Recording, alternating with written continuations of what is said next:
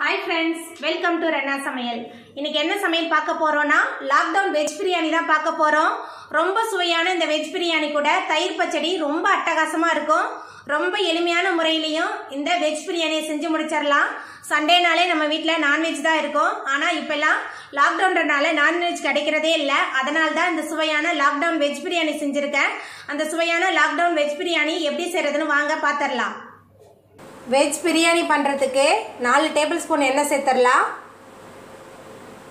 அது கூடவே 1 table spoon நெய். எண்ணெய் சூடாகி நெய் நல்லா உருகி வரட்டும். எண்ணெய் நல்லா சூடாகி நெய் நல்லா உருகி வந்துருச்சு. இதில் கொஞ்சமாக பட்டை, 6-7 கிராம்பு, 3 ஏலக்காய் சேர்த்துடலாம். பட்டை, கிராம்பு, ஏலக்காய் எல்லாமே நல்லா பொரிய ஆரம்பிச்சிருச்சு. உங்களுக்கு சோம்பு வேணும்னா நீங்கள் சோம்பு கூட சேர்த்துக்கலாம். நான் சோம்பு எதுவும் சேர்க்கல. பட்டை, கிராம்பு, ஏலக்காய் நல்லா பொரிய ஆரம்பிச்சிருச்சு. இப்போ இதில் 3 பெரிய வெங்காயத்தை நீல வாக்கில் நறுக்கி வச்சுருக்கேன். வெங்காயத்தை சேர்த்துடலாம். வெங்காயத்தை சேர்த்துட்டு நல்லா வதக்கிடலாம். வெங்காயம் நல்லா வதங்கி வரணும்.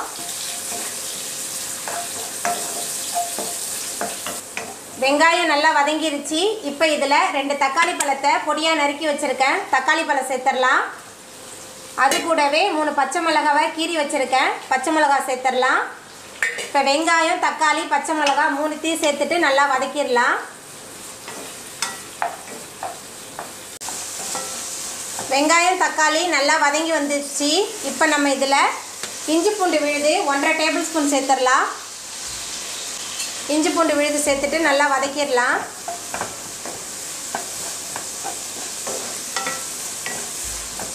வெங்காயமும் தக்காளியும் நல்லா கனிஞ்சு வதங்கி வரணும். இஞ்சி பூண்டோட பச்சை வாசனை போகணும். அது வரைக்கும் நல்லா வதக்கலாம். வெங்காயம், தக்காளி நல்லா வதங்கி வரும்போது தான் நம்மளோட பிரியாணியோட சுவை அதிகமாக இருக்கும். நல்லா வதக்கிடலாம். பாருங்கள், நம்மளோட வெங்காயம், தக்காளி நல்லா வதங்கி வந்துருச்சு. இந்த அளவுக்கு நல்லா வதங்கணும். இஞ்சி பூண்டோட பச்சை வாசனையும் போயிடுச்சு. இப்போ இதில் நம்ம மசாலா தூள்லாம் சேர்த்துடலாம். இது வீட்டிலே ரெடி பண்ண கரம் மசாலா 3 டேபிள் ஸ்பூன் வச்சுருக்கேன். தனி மிளகாய் தூள் 1 டீஸ்பூன், கொஞ்சமாக மஞ்சத்தூள் எல்லாத்தையும் சேர்த்துட்டு நல்லா வதக்கிடலாம்.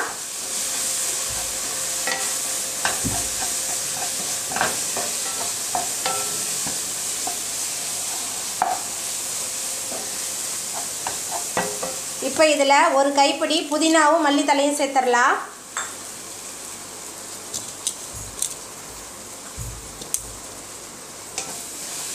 புதினா, மல்லித்தலை சேர்த்துட்டு நல்லா வதக்கிடலாம்.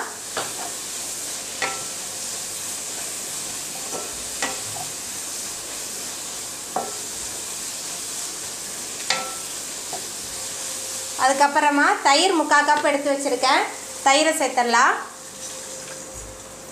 தயிர் சேர்த்தாச்சு. இப்போ காய்கறியெல்லாம் சேர்த்துடலாம். நான் கொஞ்சமாக பச்சை பட்டாணி எடுத்திருக்கேன்.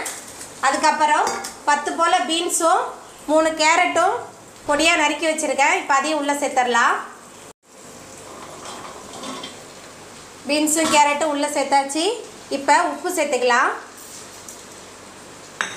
உப்பு சேர்த்துட்டு நல்லா வதக்கிடலாம். நம்ம சேர்த்த காய்கறி, மசாலா எல்லாமே கலந்து நல்லா வதங்கணும். நல்லா வதக்கிடலாம்.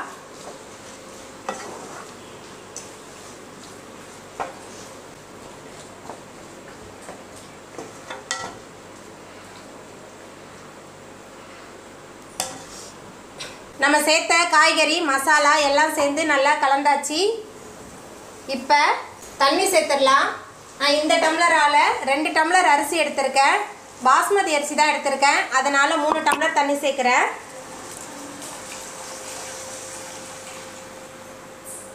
தண்ணி சேர்த்து நல்லா கலந்து விட்டுடலாம். ஏன்னா பாஸ்மதி அரிசியை 15 நிமிஷமாக நான் தண்ணியில் ஊற வச்சுருக்கேன். இந்த தண்ணி சரியாக இருக்கும். இப்போ கலந்து விட்டாச்சு. கலந்து விட்டு ஒரு மூடி போட்டு வேக வச்சிடலாம். காய் ஓரளவுக்கு நல்லா வெந்து வரட்டும். நம்ம சேர்த்த தண்ணி, காய் எல்லாம் சேர்ந்து நல்லா கொதிக்க ஆரம்பிச்சிருச்சு பாருங்கள். காய் வந்து ரொம்ப வேகக்கூடாது, ஒரு 3/4 பதம் இருக்கணும். இப்போ நம்ம அரிசியை உள்ளே சேர்த்துடலாம். எனக்கு உப்பு காரெல்லாம் சரியாக இருக்குது. உங்களுக்கு வேணும்னா நீங்கள் செக் பண்ணி பார்த்துட்டு போட்டுக்கோங்க. எனக்கு எல்லாமே சரியாக இருக்குது. இப்போ நம்ம அரிசியை உள்ளே சேர்த்துடலாம். அரிசியெல்லாம் உள்ளே சேர்த்தாச்சு. இப்போ கலந்து விட்டுறலாம்.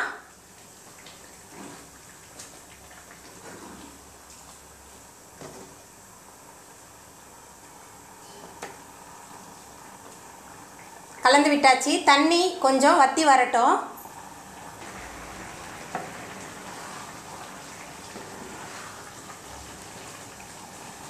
நம்ம சேர்த்த தண்ணி நல்லா வற்றி வந்துருச்சு பாருங்கள். இப்போ சாதத்தை நல்லா சமப்படுத்திடலாம். சமப்படுத்திட்டு மேலால் 1 டீஸ்பூன் நெய் விட்டுடலாம். நெய் விட்டுட்டு கீழே ஒரு தோசைக்கல் வச்சிடலாம். அதுக்கு மேலே நம்மளோட பிரியாணி பாத்திரத்தை வச்சு ஒரு மூடி போட்டுடலாம். அதுக்கு மேலே ஒரு வெயிட் எடுத்து வச்சிடலாம். அடுப்பை குறைவான தணலில் வச்சு 15லேருந்து 20 நிமிஷத்துக்கு தம் போட்டுடலாம். 20 நிமிஷம் ஆகிட்டு நம்ம தம்லேருந்து எடுத்துடலாம். பாருங்கள் நம்மளோட ரைஸ்லாம் எவ்வளோ அழகாக வந்திருக்கு பாருங்கள். அப்படியே மேலே அப்படியே குச்சி குச்சியாக இருக்குது பாருங்கள். இந்த மாதிரி வந்தால் தான் நல்லா பர்ஃபெக்டாக நம்மளோட சாதம் வெந்து வந்திருக்குன்னு அர்த்தம். ரொம்ப சுவையாக இருக்கும் இந்த பிரியாணி. நான் எடுத்து காட்டுறேன் பாருங்கள். உங்களுக்கு எவ்வளோ உதிரி உதிரியாக வந்திருக்கு பாருங்கள். அவ்வளோதாங்க, நம்மளோட பிரியாணி ரெடி ஆகிட்டு. வெங்காய பச்சடி பண்ணுறதுக்கு ஒரு வெங்காயத்தை நீல வாக்கில் நறுக்கி வச்சுருக்கேன். வெங்காயம் சேர்த்துடலாம். அதுக்கப்புறமா கொஞ்சமாக உப்பு சேர்த்துக்கலாம். நமக்கு வேணுங்கிற அளவுக்கு தயிர் சேர்த்துக்கோங்க. வெள்ளரிக்காய் இருந்தால் வெள்ளரிக்காய் கூட நீங்கள் வெட்டி போட்டுக்கலாம். இதில் ரொம்ப சுவையாக இருக்கும். மேலால் கொஞ்சமாக நாட்டு கொத்தமல்லி தூவிடலாம். தூவிட்டு எல்லாத்தையும் சேர்த்து நல்லா கலந்து விட்டுடலாம். ரொம்ப எளிமையான நம்மளோட தயிர் பச்சடி ரொம்ப சூப்பராக ரெடி ஆகிட்டு பாருங்கள். நாட்டு கொத்தமல்லி வெங்காயம் எல்லாமே போட்டிருக்கனால இந்த வெங்காய தயிர் பச்சடி ரொம்ப சுவையாக இருக்கும். நம்மளோட பச்சடி ரெடி ஆகிட்டு. அவ்வளோதாங்க, நம்மளோட சுவையான வெஜிடபிள் பிரியாணியும் தயிர் பச்சடியும் ரொம்ப சூப்பராக ரெடி ஆகிட்டு. ரொம்ப எளிமையான முறையில் இந்த வெஜிடபிள் பிரியாணியும் தயிர் பச்சடியும் செஞ்சிட்டோம். நீங்களும் உங்கள் வீட்டில் இந்த சுவையான வெஜிடபிள் பிரியாணியும் தயிர் பச்சடியும் செஞ்சு பாருங்கள். இந்த வீடியோ உங்களுக்கு பிடிச்சிருந்தா லைக் பண்ணுங்கள், ஷேர் பண்ணுங்கள், கமெண்ட் பண்ணுங்கள், சப்ஸ்கிரைப் பண்ணுங்கள். அப்படியே பக்கத்தில் உள்ள பெல் பட்டனை கிளிக் பண்ணிடுங்க. நன்றி.